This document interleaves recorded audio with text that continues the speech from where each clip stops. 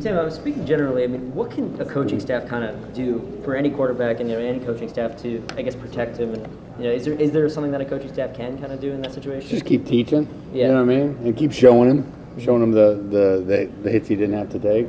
You know, so he was much better in run reads, which was probably the biggest thing. You know, he went from 46% to 84% in making good decisions, and our rushing went from 70 to 184, I think it was.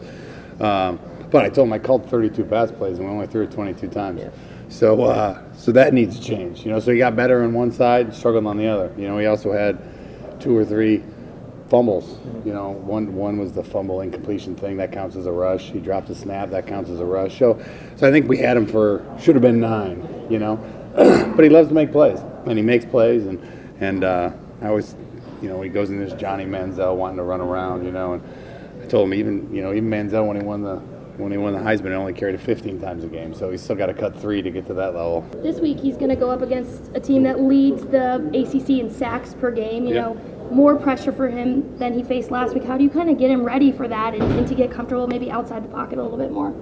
You know, you do extra drills. We had an extra drill today for it, you know, just to make sure he understands.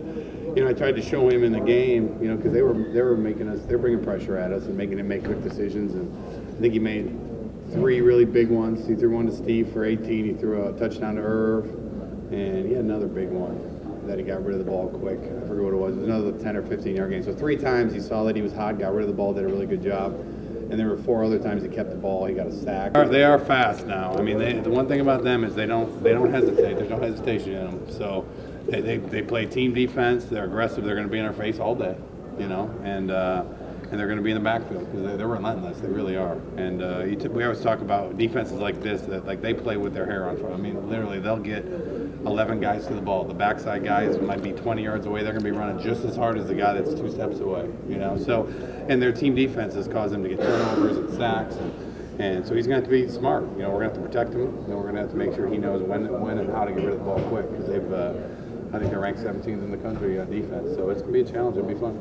I know the offensive line's got a ton of experience on it. It seemed like the last couple of games, they maybe not have held up quite as well in the pass game, and holes haven't been there. Not really.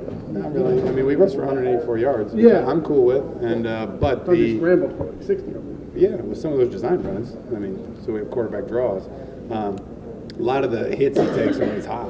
You know, we have 5 to block, they bring 6. I think there's 1 or 2 times where we actually got beat up front. You know what I mean? But other times it's like, hey, that's the guy, Eric. That's the guy we can't block. So you want that? Well, I don't really. Well, I want them to see it if they do it. You know. So they've been doing a good job up front. You know, because they didn't bring anything too complicated at us, and we picked up the 5 that we can pick up, and it was the 6th guy that hit him. I'd say 4 hits while he was throwing. One time he held it on purpose because he wanted to hold it for a deep shot.